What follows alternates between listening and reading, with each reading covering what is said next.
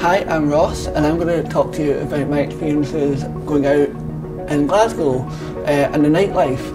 And unfortunately I've had some pretty bad experiences, mainly with bouncers and security. Now bouncers can be really lovely and can be literally borderline evil.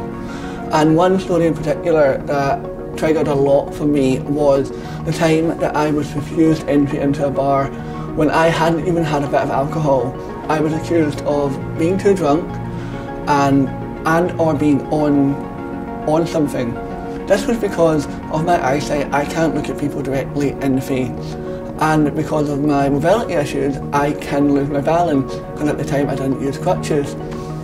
And what happened was the bouncer got so aggressive that he started using language and calling me a retard and a spazzy because he couldn't believe that I had a disability, and he asked me for proof of my disability.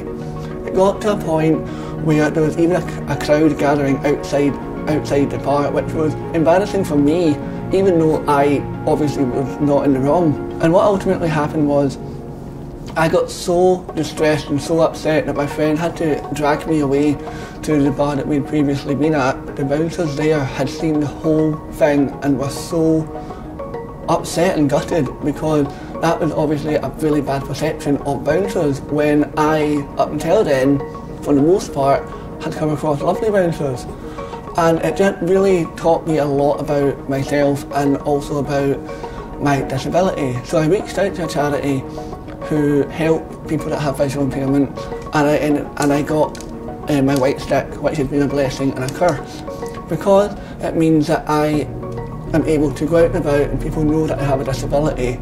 Equally though, I shouldn't have to have a symbol to show that I have a disability. If I say I need help, or if I say that to get into a bar of all places, then that should be it. My word should be the truth.